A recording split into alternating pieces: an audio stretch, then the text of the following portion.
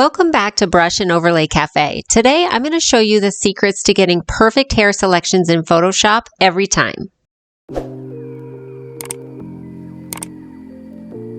I'm going to start with this image and then we'll move on to more difficult backgrounds. Now you might think that one's easy, it's a simple background, but I'm going to show you the 2 secrets to getting even a simple hair selection like this to be way cleaner. Once you get her placed onto a new background, it's literally the difference between this and this. Look at how much nicer and fuller her hair looks. So here's how you do that. Start by placing the new background that you're going to place your subject on underneath. Now I'm going to come up here and choose a selection tool and click on Select and Mask. In this drop down, I've got onion skin selected and I'll show you what that does. If I turn the transparency down, it's like peeling away the onion. It's as if nothing is there. And then if I turn it all the way up, this is 100% of the background. The first thing I'm going to do is select my subject. If for some reason you don't see the Select Subject button, just click on this second icon and it should pop up. So it looks like Photoshop did a decent job of selecting my subject, but the first thing you should try at this point is the Refine Hair button, because a lot of times that'll make it even better. In my case, that didn't really make a difference. Okay, this next step is one that you should never skip. If you have a lot of contrast between the hair color and the new background color, you should always try switching from object aware to color aware. Take a look at her hair so you can see what a difference this makes. Here's object aware and here's color aware. Since there's so much difference between the hair color and the background color, it just makes it so much easier for Photoshop to decipher the different colors versus trying to decipher different objects. The second secret to getting a beautiful hair selection is to play with the Shift Edge slider. What this slider does is it takes her natural hair color and it shifts that color out towards those wispy hairs as well so that they're more visible once you transfer her to the new background. So let's just take a quick step back and look at the difference between not using color aware and Shift Edge versus using it. Every image is different, so it might not work on everyone, but you should at least give them a try. One more way to make your image look even better, always make sure if there's any blur or if your subject was photographed with a shallow depth of field, you're always going to want to blur the background as well so that they match. So I'm just going to put a simple Gaussian blur on this background. And that's it. Now let's move on to an image that has a more complex background. As you can see, there's not a whole lot of distinction between the color of her hair and the color of her background. It all just kind of blends in. So I'm going to show you some really cool ways to fix that. We're going to do the manual way in Photoshop, which is a typical way you would deal with this, and it works great. And then if you'd rather use some of the AI features in Photoshop to help you out, then I'll show you how to do that as well. So I'm going to start the same way with one of my selection tools. I'm going to click on Select and Mask. And then I'm going to scroll up and choose on white this time, just so I can kind of see what's going on a little easier in this particular image.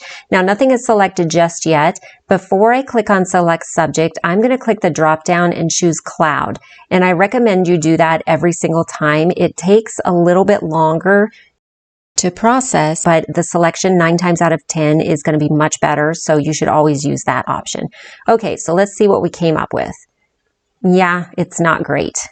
We've got lots of little messy areas here, this thing going on up here. It just doesn't look beautiful. So I'm going to try the Refine Hair button again and see if that fixes anything. I don't think so. It kind of fixed this area up here, but this still looks bad.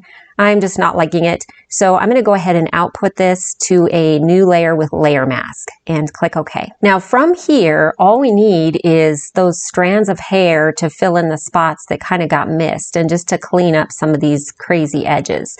So all I'm going to do is create a new layer, and I'll name this layer Hair. Okay, and then I'm going to zoom in and let's fix this area right here.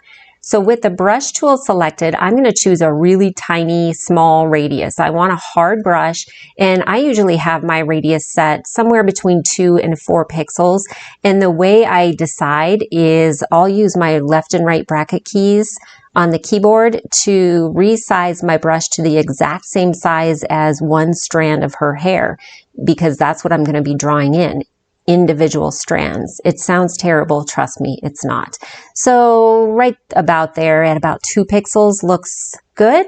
So I'm going to click my Alt key, and that activates the eyedropper tool, which is the color selector. And I'm just going to click inside her hair to select the color of her hair, and then just click and drag right here, and I'm drawing in a strand of hair. Now you can see up here I've got my opacity set at 42%.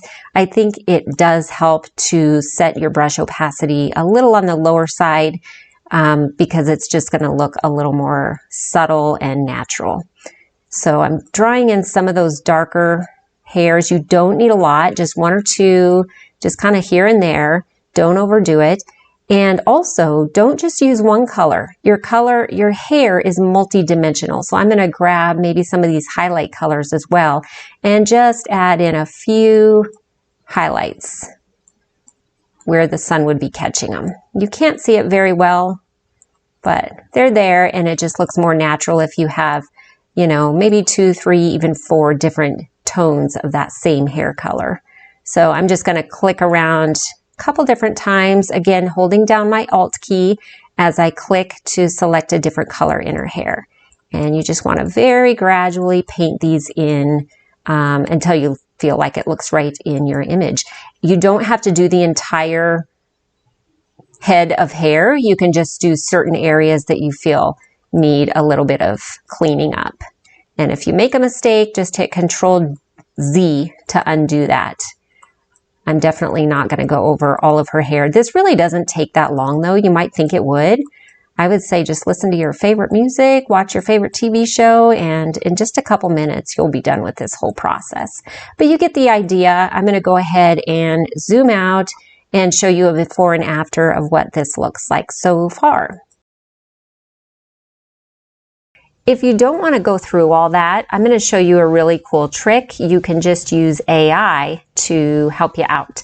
So I'm going to delete the hair layer, and now you might think I can just use generative fill. Now let me show you how that would work, just so you know. So I'm choosing my lasso tool, and I'm just going to choose an area around her hair that I want to fix, just roughly select it. And then I'm going to come up here to the contextual taskbar, and I'll type in hair. Click generate. And the hope is that Photoshop's generative fill will choose hair that looks like her own natural hair. If it doesn't, I'm going to show you a trick for that as well. Now right away you can see a problem. The first thing about generative fill is it is not on a transparent background. So it's actually drawing from the original background that she was on. So for that reason, you're going to want to have a background already set that you're going to put your subject on. So let's see what we have. Not bad hair selections, but there's an example of this isn't even really her hair. It's just random hair. It looks nothing like hers. I'll show you the fix for that too. I'm going to get rid of this layer, and then I'm going to click on my background layer and just place the new background that I want to have her on. So I'm going to go to File, Place Embedded, and choose her new background. I'm just going to adjust that new background so it looks right with my image. And I'm also going to place a little bit of a blur on my new background. So filter blur, Gaussian blur, just so it matches up a little bit better with her. Okay, so I'm all set with my new background underneath the layer that I've got my subject on. And now if I do the same thing, clicking on the layer with my subject, I'm going to again try let's try it over here because you can see it better. I'm going to try the generative fill one more time. So I'm going to select my area, type in hair, and generate. Now, if for some reason you don't see the contextual taskbar, you can just go up to Windows and make sure contextual taskbar down here is selected. Okay, so there's our before, and here's the after of what Photoshop selected for us. Let's scroll through these and find one that I like. I don't know that I love any of these. Again, it doesn't look exactly really like her hair. It's closer this time, but it's still not great. So we're going to fix that as well. But you can see that this time, because she's already on the background that she's going to be on, it doesn't really matter that the background is coming along with it and it's not transparent. What happens if your hair selection doesn't look anything like your subject's hair? That's what we're going to fix now. So I'm just going to get rid of this one and go back onto my subject layer. I'm going to use quick mask mode.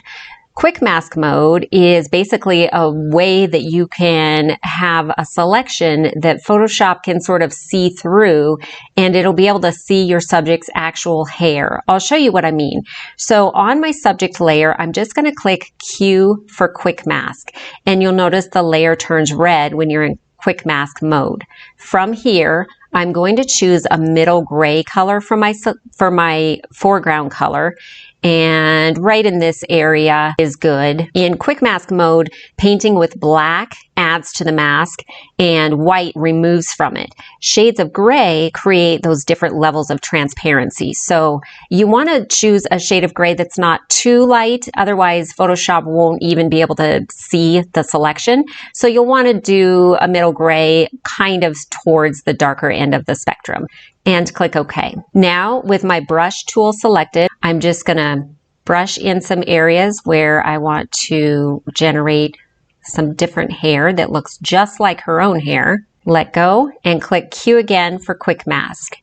And you see what happened. Everywhere I brushed became a selection. Now with this transparent selection active, because remember it is transparent, I'm going to come up here and click generative fill and once again type in hair and generate. This time the hair should be very similar to her own natural hair. So there again we have 3 choices. Here's option 1, 2, and 3.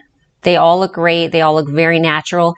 If I didn't like any of them, I could just click generate again and I would get 3 more options. But I'm just going to stick with that one for the sake of time for right now. I can do the same thing up here. It looks a little messy.